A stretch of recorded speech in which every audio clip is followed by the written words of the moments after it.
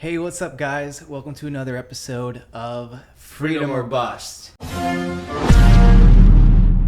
This is Panos. And I'm Will. And today we're up in Hollywood Hills, California, right? Yes. And we have with us Diane. Hello. So, Diane is an old friend of mine from, 5 years ago? We met? Pre-pandemic. Yeah. Pre-pandemic, exactly. So, we kept in touch ever since. And she's been doing some great stuff that we're going to talk about today. She's like a serial entrepreneur, right? I am, well, yes. So I'm trying to find my footing, and I think this time around, in this transition of my life, is my masterpiece. Okay. Of like this is going to be what my legacy is going to end up. That's fantastic, and we want to hear all about it. But I want to go back. So we're sitting down with people that moved at some point to this country, right? So what was your story with that? You were not born in the States, right? You were born in? I was not born here. I was born in the Philippines. Okay. And my mother moved us here when I was 4 years old. Okay. But you also have two brothers. I have two brothers. Mm-hmm. And then my mom got remarried and had two more girls. But so 5 siblings in total? 5 in total. Okay. But when I first moved here, it was just my brothers and I and my mother, and a 1-bedroom apartment in Queens, New York. Oh, he's from New York? Yeah, Long Island. We're in Long Island. Connecticut. Is that north? South? Islip Terrace. Islip Terrace. Okay, that's South Shore. Yeah. Suffolk. Mm-hmm. Okay, I get it. Yeah. Neighbors, right? I understand. Yeah. Yeah. I get you. Okay. So I get you. You're Greek. Exactly. And you were in Greece a few months ago? I was in Greece 4 times in this lifetime. So yes. Okay. I love Greece. Everything Greek. Greece. The food also? The history, the mythology, the stories. So when did you move out to LA? I moved out to LA. God, I have such a dramatic story. I moved here on and off 10 years ago when I got into songwriting, which fell on my lap because I was dating a musician, and he was working for Sony BMG, and we started writing music together. So he would take my words and put it with his music, and then we got signed to Sony BMG, and I had a production contract with them, a singer-songwriting production contract with them. Is that still in place? No, I quit a year and a half later because it just didn't work. Okay. What happened Politics next? of it. What happened next after that? Then I moved back home, back to Miami. Miami? Oh yeah, I was floating. It's like that triangle. Give us the timeline. Let's start with the timeline. So you okay. landed. So The I first came place here. is New I York, came here right? at 4 years old. Uh-huh. First place is New York City. I grew up there, moved to Long Island, moved back to New York City. I was engaged very young. I worked on Wall Street, and then that ended intensely and dramatically. And then I moved to Miami. How dramatically? Very dramatically, like Throwing objects dramatically? fucking. Oh, sorry. Oh, no, you can swear. Go for it. Yes, It's a it was. podcast. It was like very dramatic. My ex. I mean, can I just say it? My ex-fiance was with many women, including my maid of honor. Very dramatically. Okay. So throwing objects dramatically. Yeah. Flying objects. Flying, fucking police cars. Dramatic. Yeah, Yeah. So you're interviewing someone very. We're not interviewing anybody. We're sitting down and talking. So. No, it's dramatic. But you know what? He taught me the business of finance and money, and I made the most amazing connections through him and his friends. So a lot of good things came out of it. As always with bad things, you just have to find the gem. The way to keep the good things. Only, Yeah. right? And live back. Yeah. I mean, that's life. It shapes us. Mm-hmm. So it makes you a warrior. It makes you or breaks you. You have to, depending on who you are in spirit, which side are you going to go, right? And what happened with Miami? When did you move out to Miami? Continue with the timeline. Okay, so then I left New York City because of that. I moved to Miami. I met a musician who was the completely polar opposite world of finance. And it was amazing. Like this, I was around creatives. I'd never been around people with so much heart and emotion and creativity and fire. So I loved it because my background, you know, growing up, I had a really dysfunctional,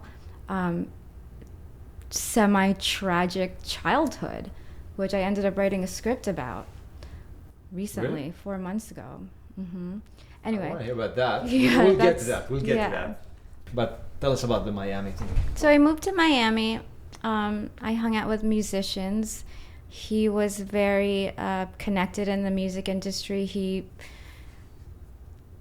Also, Miami is a very crazy city to live in.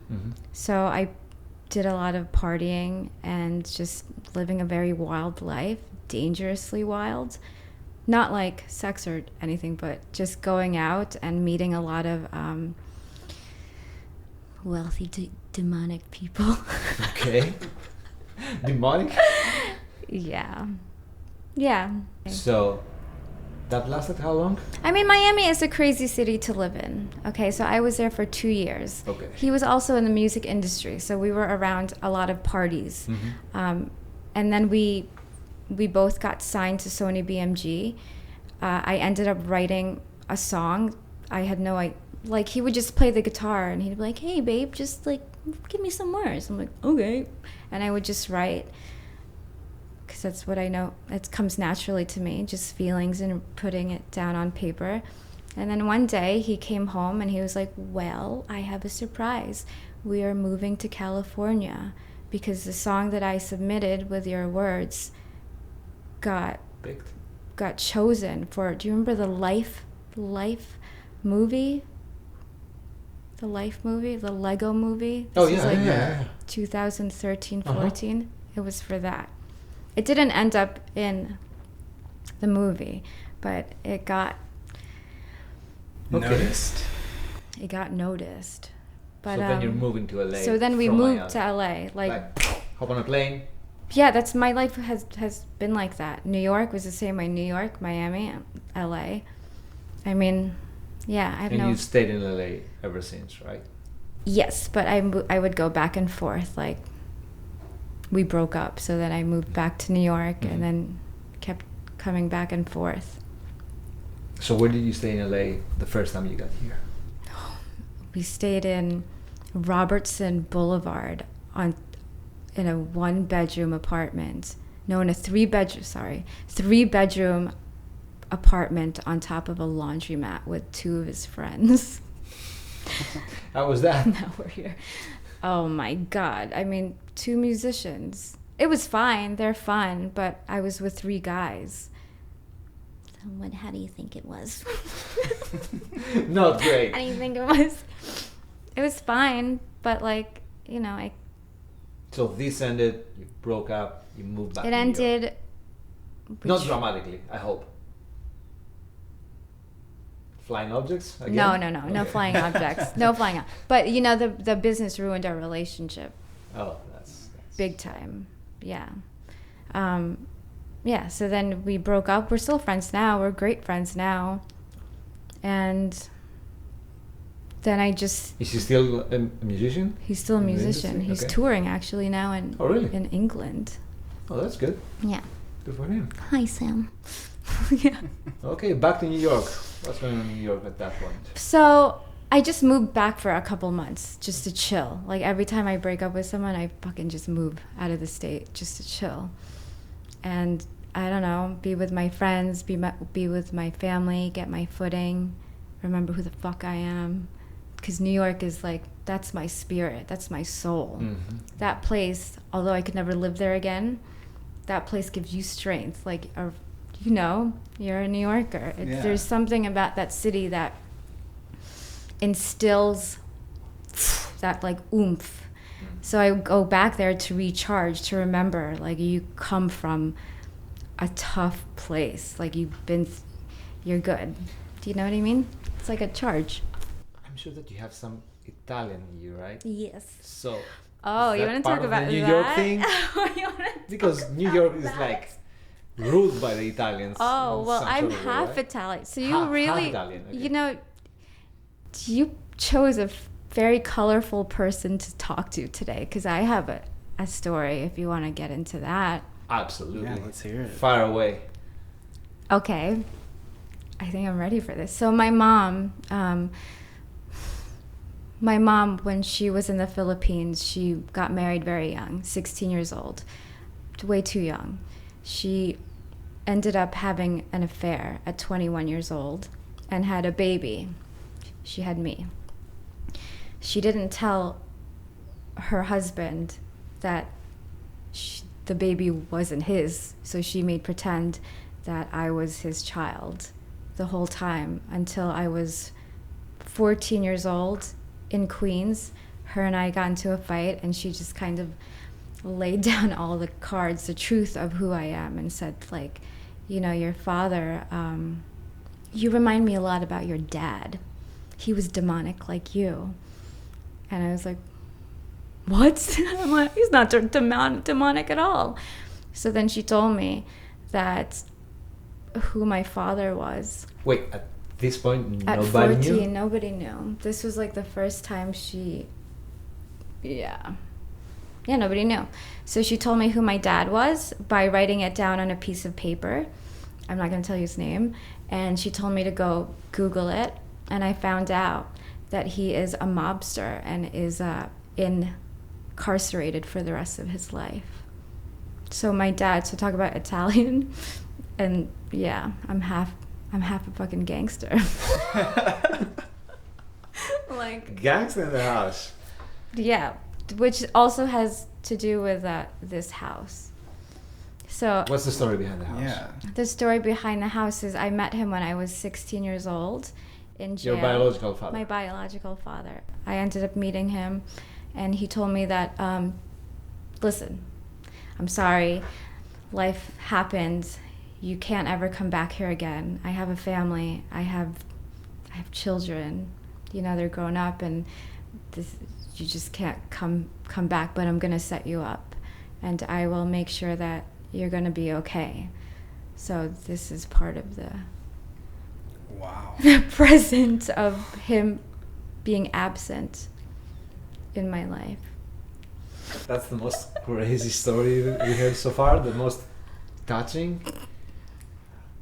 Like, talk about that, really. I mean, so people think like, oh, that's so fucking cool, your dad's it's not. Number one, you know, it's not. It's also not like the movies at all.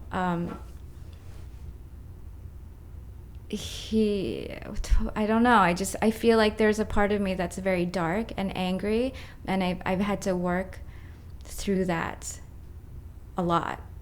My rage, like my anger is very intense To this when day? I get there. To this day, yeah. Like when I need it, it doesn't happen all the time, but trust me, that reserve, like it's that blood. It's like I feel him in me, you know. And he was born in Italy, right? He's Sicilian. Sicilian. It's a different Big type time. of. Big time. Yes. Moved to the States at some point? Well, What- so they what met because what he was in the Navy, Uh-huh. and then he moved to the States, Queens, New York. Yeah. Okay. And So- stayed there ever He ever stayed since? there, yeah. I mean, I met my cousins, I met like uncles, so. But you know, they keep it hush. It's very like, like I should probably not talk about it, but whatever. I'm talking about it. No, I think it's good to talk about it because Yeah. at some point it's Yeah. good to talk about things, right? I mean, so I had a traumatic like childhood growing up, and to me it feels like you just power through it. I just you feel have that. no choice, right? Like we have no choice sometimes. If you don't power through the obstacles, what's gonna happen? You're gonna wilt. You're gonna fucking die, right? You have to power through these things. Mhm. But powering through these things doesn't mean like keeping things in and being stoic and not letting things get to you. Powering through means learning how to be emotionally intelligent in situations that will that may cause destruction in other people's, like the things that I've gone through. I feel like it was like a test and a curse and a blessing all at once. So you've worked in the world of finance. You've worked in the world music. of music. Mm-hmm. What do you do now? Now I am creating this brand where I would like to give back to the next generation specifically, because I feel like they need it with all of their mental. They're going through a lot growing up in an age of social media and Instagram. So I want to throw events that are focused on community, spirituality, the healing arts, and I want them to feel like they have like an older sibling to look up to and to talk to if they ever need something. So that's what I want to do. I want to give back. I also want to make money doing it. Mm-hmm. So, but that's not the focus now. So I've taken a lot of my savings by throwing these events. Okay. I've done 4 so far. 4 events? Yeah. So the first here in LA? Here in LA. So the first event, we had a sound bath.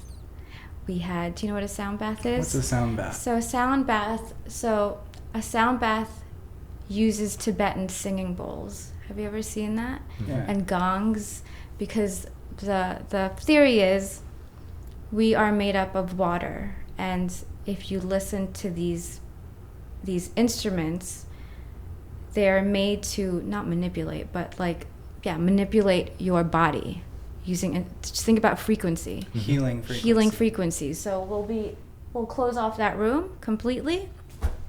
Everybody lays down, and I have practitioners doing the sound bath. It's healing. It's really for anxiety and stress and whatever. And I also am very much into psilocybin, which is going to be legalized in 2 years. But that's another thing. Yeah. So what about the other events that you did? You said you I did. did So 4, right? Yeah. So I also have access to things like yachts. I had an event on a 60-foot yacht in Malibu, where I took people that really have never been. I like putting people in in places that will make you feel good. Mm-hmm. Like, oh wow, because when you feel good, what happens? You're happy, and so if somebody feels successful, that's gonna carry throughout, right? This is what I keep telling people, like, if only homeless people could have a shower and like nice clothes, because how you feel is how you will go into the world, will project. Yeah. So I like putting them in places, like people that have never been. There's a lot of people in LA that are not fortunate enough to come to a house like this and swim in a pool and be with people that could potentially change their life. So these events that I'm throwing, I'm not just like inviting random people. I'm very selective with who comes in the house, right? Because I have built a network of green light pushers, okay? I'm talking about like investors, producers, directors. So they come to these parties. I don't tell anyone who is who. And I want them to... You just mingle, right? Mingle. Yeah, and I mingle, but with like these spiritual little activities where if they do mingle, it's out of like authentic and happiness and sound baths and spirituality. So it's like you're mingling, but there's a deep level of the conversation. You know, it's not, and there's hardly alcohol, so we do like a lot of juicing. Mm-hmm. And really healthy food, so it's so you're straight. Do you know what I mean? Yeah. Like parties where you don't really need to party. Like you could have fun and have an amazing conversation with people completely sober. So those events are about that, about like not sober living, but like just having fun without the toxicity. Yes, it can be done. And I'm showing the world and you're how doing it's it. Done. Yeah, it can be done. Yeah, because Miami, all of my friends, a lot of people, growing up, it was all toxic. the partying, Wall Street. Come on, fucking Wall Street. Cocaine, strippers, hooker. Like, yeah, I went from that toxic Wall Street place to this. Huge transition, right? Yeah, big time transition. I'm so glad you're a pioneer in this field, because there's not many people that are doing what you're doing or even care enough to do that. And I think that's a wonderful thing. And I'm proud of you. Thank you. So is there going to be an official launch or something like that? I mean, so I'm taking it day by day. Okay. So When is the next event? I'm actually doing something on Thursday at 2 really? p.m. So I became like a Reiki practitioner, and my girlfriend, she does tuning forks, which is another like frequency vibration thing. Beautiful Russian girl. She came here. She's 38, and she's just very heavy into spirituality, and it's her gift, and she's very magical. She's like calming, very calming person. So she walks in, she's very calming, but she can read energy, and she does these tuning forks. So we're gonna have like a few people we're gonna practice on them. Here? Yeah. You need to shoot a video and send it to us. Yeah, we could practice on you. We won't be here, unfortunately, but that's a great idea. And Yeah. thank you for saying that. So that's what I want to do. Sounds amazing. This is like the school of Hogwarts. Essentially, that's what I want. And Universal is down the road. Yeah, yeah. I want to heal the community. That's what it needs. We need more healers in the world. You know, I mean, look at what's going on. The decline of mental health on young kids. They're so young. 5-year-olds. Yeah, they need leaders. They need role models. Like, it's my generation. So I'm 38. It's my generation that's the role model. They're not fucking listening to boomers. They're so disconnected from that generation. It's our generation. And our generation keeps forgetting that we are the leaders. So, I mean, it's our time, right? Yeah, it's our time. It's our time. This is our time. We're the lions right now. So we kind of have to. I have 2 sisters, younger sisters. So everything I do, I make pretend that they're watching. That's how I live my life. How young? 20 and 30, but they're young. They're young. They look up to me. They're on my freaking Instagram. You know, everything I do, I have to make sure. We also didn't grow up with dads, so. So that's a lot of pressure. Do you live in LA? What's the situation with your family right now? With your siblings, your mom? Do you see them? Do they visit? Do you go back? I was just there for we visit each other. But my sister, I have a 20-year-old who's a gymnast. She's very educated, intellectual, but she's been spoiled because, you know, she's the baby, so we just spoiled her. Then I have the 30-year-old who just had a baby, but they're back in the East Coast. East Coast, Miami, or New Jersey. New Jersey, okay. New Jersey, New York. And your mom lives there, right? Okay. Do they visit here or do you go there? They've been here. Do they like it? They love it, but they're East Coast. I know. They What's your like favorite it. place here? Where do you go to have fun or Well, I relax or I go hiking a lot. hiking, right? Yeah, nature. I'm a nature girl. I go hiking. You know, I have this house, so I have fun here with the select friends. So I'm very selective when it comes to like my space and my energy because I'm sensitive to other people. And I also don't like to drink now. Well, that's not true. Don't like to party the way I used to. Yeah. So, yeah, I hike. That's my favorite place is the fucking woods. The woods. Topanga is my favorite place in Los Angeles. Topanga It's really Canyon. close, right? By Malibu. Have you ever been there? I've been to Malibu and I think I drove past it, you know, not from the beach, but from the mountain. I've never hiked there though, no. But it's in the books. I mean, but we pretty much just keep to ourselves and we stay home, watch movies, read books. What's your favorite movie? And book. Oh and my book. God, you did not just ask me that question. My favorite book right now is called Gene Keys So Gene Keys is about tapping into, it's about activating dormant cells in your body through words.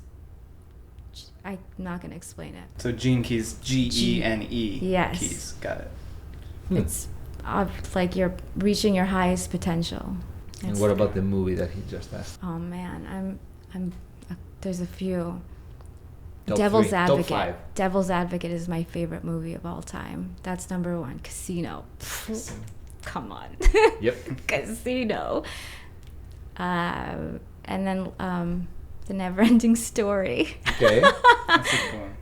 Yeah, but Devil's Advocate I could watch over and over and over again. What about your favorite music? You were in the industry, so... It depends on my mood. Hmm. I use music as like a tool to either get me going or calm me down. So I don't have it depends on my mood. But if I had to choose one genre for the rest of my life, it would be classical music. Yes, Air 5. Classical all the way. Do you have a favorite artist? There we go. Tchaikovsky's my favorite. Absolutely great composer. Amazing composer. I mean, Beethoven. Also the stories behind. I love the stories behind the artist. And I love how you can listen to a song that's hundreds of years old, but you can still feel the energy and the emotion of the composer when he wrote it. Oh And every my single God. time you hear something new, this... Yeah, or it paints a picture in your head and Yes. it tells a story. It's So amazing. before you came here, I was lying on the floor looking up at the ceiling because there was a piece of music from Swan Lake that was just making me like so depressed. And Scott was like, "What the fuck are you doing?" I'm like, "You don't feel this?" He was like, "What the fuck is wrong with you?" I'm like, "Just lay down with me." Like the violin, it's such a... You want to manipulate people? You do it through music. Look at the movies. If you watch a movie, watch it without the score. It's shit. It's not a fucking movie. The music is what brings it to life. Yes. For me, that's the Schindler's List. Schindler's List. Oh my John Williams. God. That John. violin. Oh, gives me goosebumps and makes me want to cry at the same time. Yeah, I really want to cry right now. Classical music. There it is. Yeah. So, I always wanted to ask you this. Like, since the day that we met, you have so many different bloods in you, different cultures. Which one feels closest to you? Italian. Italian, right? 1000%. Wow. I also grew up around a lot of Italians. New York City is very Italian. Yeah. My taste is Italian. So the food, the Taste- favorite food Yeah, is No. Italian? food or like art? Art, food, my attention to detail. Like I am Design? design. Yes. I'm Italian. Like, yeah. So is it fair to say that your favorite food is Italian? Or what is your favorite food? See, but it's not. Isn't that weird? Greek. There you go. It's not Italian food. So what's your No. favorite Greek dish? Oh my God. Where to start, right? I don't even know where to start. Octopus, of course, but that's cliche. Everything, the fish, the lamb. He's not eating lamb. Can you believe that he's not eating lamb? You don't eat lamb? I can't Oh stand the my smell God. of it. What, you know eat meat? That's for the movie. I'll make lamb. I'll make you laugh. No, I'm actually You vegan. sick? Here's the window. Oh my Name God. one word. Oh my Gas God. portocalos. I love that movie. Yeah, he's... But Greek food is my favorite. Do It's you have clean. Do It's you have a clean. favorite beverage? Water. Stay clean. Water. That's I the don't way drink to do it. soda. Just tea and water. Coffee in the morning. Green juice. I wake up, 2 glasses of water, coffee. Do you beat the sun? You wake up early? How early? 4 in the morning sometimes. You wake up at 4? Yeah. What time do you Especially go in to the sleep? summer. In the summer, because I like to hike before it gets too hot. So I go at 5. Sometimes I play tennis. Oh, we should play tennis. Yeah. Do you play tennis? I used to until I blew out my knee 2 years ago, ACL. But now I'm back. 2 years in the making. Good. But yeah, we'll play. I mean, I'll play table tennis. That's fine. There's pickleball too. I haven't tried pickleball, and What I is I have a haven't friend either. who's raving about pickleball, so I have to do it. Tell me, what is pickleball?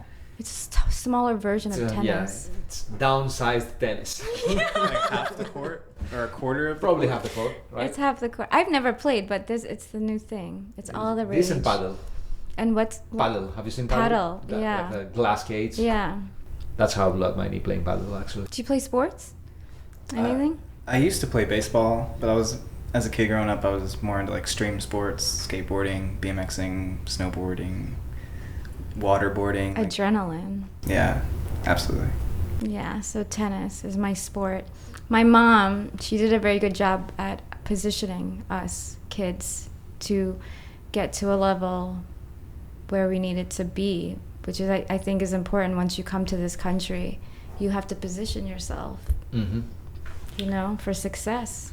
Life is about positioning and timing. What are all the places you've traveled? And what's your favorite one? What's the bucket list, actually? Let's start with the place Where I that would you like to wanna go? No, the next destination, exotic destination. South Africa. South Africa, right? Yes. Cape Town. South Zimbabwe. I want to see, that music, drumming. You know what I mean? I want to Yeah, the percussion. Yeah, I want to be in. They're so cool to me, like that culture and that sound and that vibe. I want to feel it. It's like they're like magical Mm-hmm. down there, but that's also far and very expensive. It It's is? far. Yeah. That's one of the most expensive trips ever.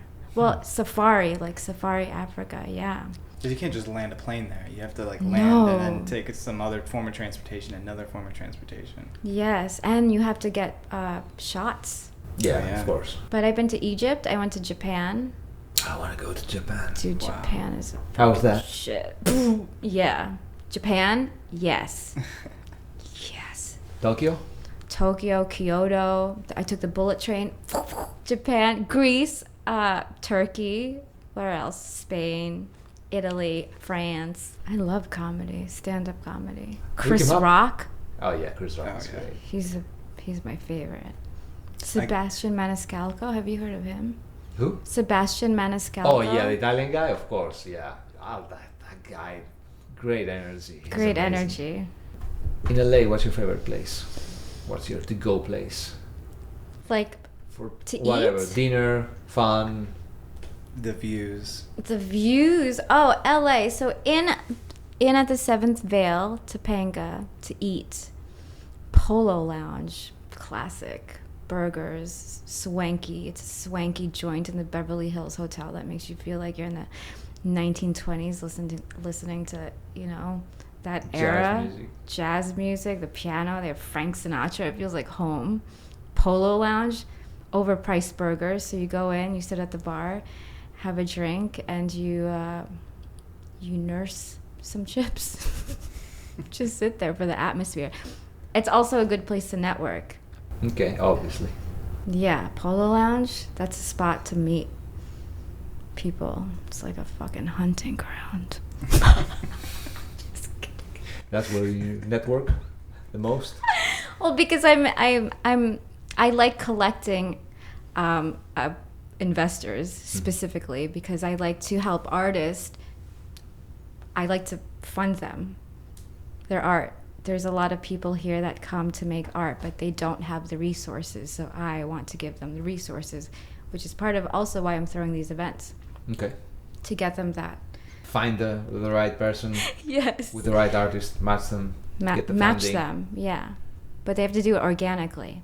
Mhm. That's the thing, right? It's like chemistry. You either have it with, if you don't have the right chemistry with the people you are working with, especially money people, that's a waste of energy. Mhm. So I already know how to synergize human beings together naturally instead of like, oh, we're going to a meeting. Let's go to, no. We're going to do it this way. Come to my house. I'm throwing a party. Not a party. I'm having a sound get bath. together, right? Yeah, because people come here. There's music bowls going. It smells like eucalyptus. Like I want them to feel like they're in a spa, so their nervous system it's calm. People's walls are down. That's when you make the most amazing connections, when you are real, vulnerable. And it works, right? You made it work. Oh my God, yeah. For several artists? Yes, I've connected many people that are now that have been redirected because of these parties I'm having. I'm not gonna name who, but my mentor Gary Goldstein, the producer, he produced Pretty Woman. Yeah. He was here. He connected with a couple of my friends that have, they've made things happen. Big time producer here, right? He's huge. He's also into these spiritual modalities now. So I think at a certain age, you evolve. So he's not in film anymore, but he could definitely give pointers about it, right? Give his knowledge and education. And everybody needs a good mentor.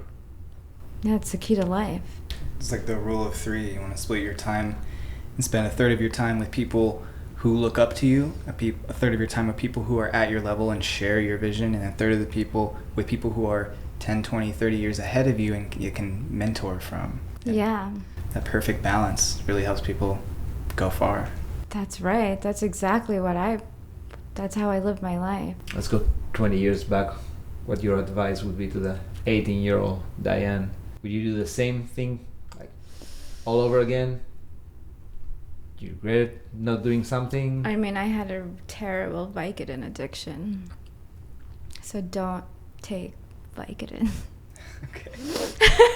That's good advice. That's really good advice. I mean, yeah, don't be a female on Wall Street. Don't be a female on Wall Street? No, but I was kind of forced. I had to make money. So what industry am I going to go to? Finance, right?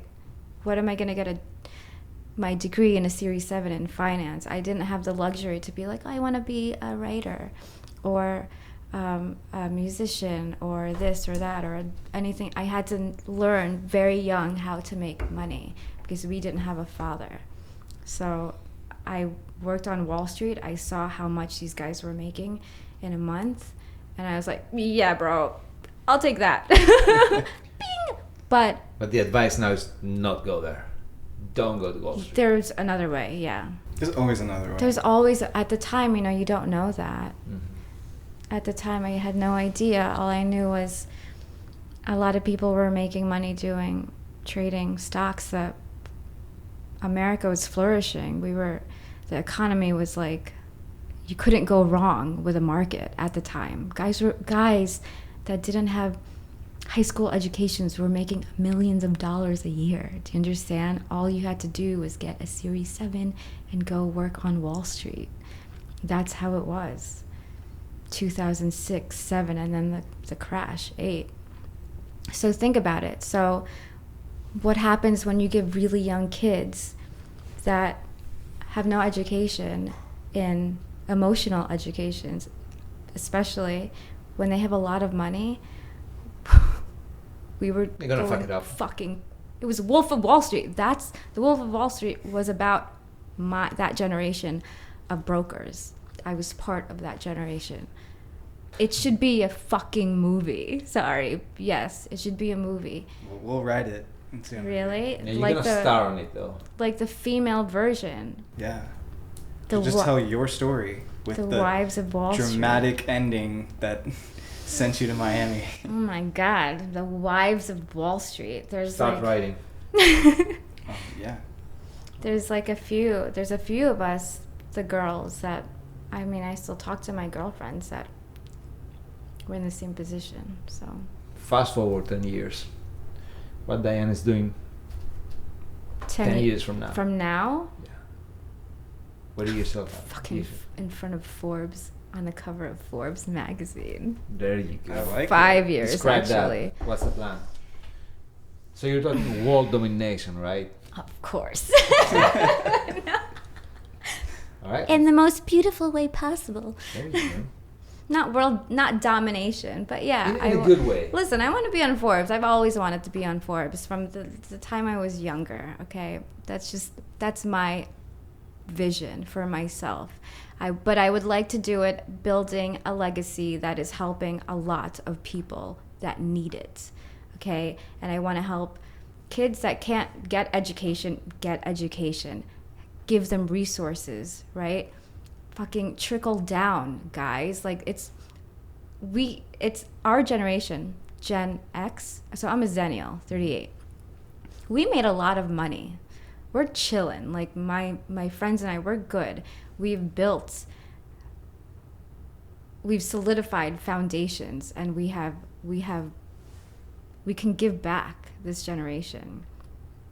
It's about time. Gen X, yeah, it's about time. And they need it. Look at them. Like, really, like, look what's happening. They need it. They need a role model. Right. And yeah, it sounds like you are that role model. I mean, I hope. I just look at them like, oh, I'm your big sister. That's how I look at, like, because I have little sisters, so I'm always trying to remember that there's a lot of those kids that don't have a leader, a role model, you know? So I don't know, I just kind of try to do what I can, give back as much as I can. That leads me to ask, what is your words of wisdom for those people seeking to come to America? Well, the words of wisdom is this. Don't forget why you came here. And don't forget the opportunity that you can have here if you keep your nose clean, your head straight, and your feet on the ground. You have to be focused on that goal. Because my mom didn't come here to have me being a fucking loser. So you come here as an immigrant and you capitalize, period. And you learn and you educate yourself and you surround yourself with good people. You don't take this opportunity for granted. Hell no. No way. We're so lucky in this country. But I think that with our politics, people like to downplay. Oh, America is shit. America's that. Look at their. We're still flourishing. We still have jobs, right? I mean, we still have freedom, great jobs. Yeah. So you mentioned freedom, and we call this freedom or bust for a reason, right? So I want to ask you, the word freedom, what's that mean to you? Doing whatever the fuck you want when you want. That's freedom. Love that. That's freedom. Doing whatever the fuck you want with what you want when you want. That's true. How you want. Yeah. But freedom or bust, baby. Freedom or bust. Well, this was fantastic. I want to thank you so much for having us. I know that you're very selective, so this really means a lot. Thank you so much. Thank you, Scout, for setting that up. And I mean, we would love to come to one of your events, maybe shoot some footage. This is what you're doing is great. Thank you. I really, really mean it. I'll tell you this, from the moment that we met, I saw that both of you, you and Scott, you have something special, something unique. And that's why I reached out to you, because I was positive that we're gonna have a fantastic conversation, and I feel that this was great.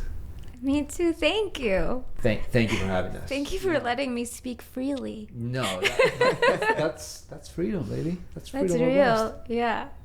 Thank you. Thank you. Yay. Thank you, Diane. So yeah, I feel that was great. That was fantastic. Again, we want to thank Diane and Scott for having us at this beautiful place in Hollywood Hills. They're living the life. Diane is doing great.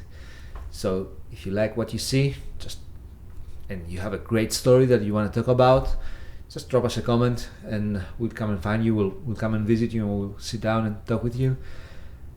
Also, just subscribe to our channel if you'd like to see more videos. Don't forget to hit the notification button. We'll be back with another episode next week, and we're gonna have more great stories that I think that you're gonna love. So just stay tuned. We're gonna see you next week. This is Freedom or Bust.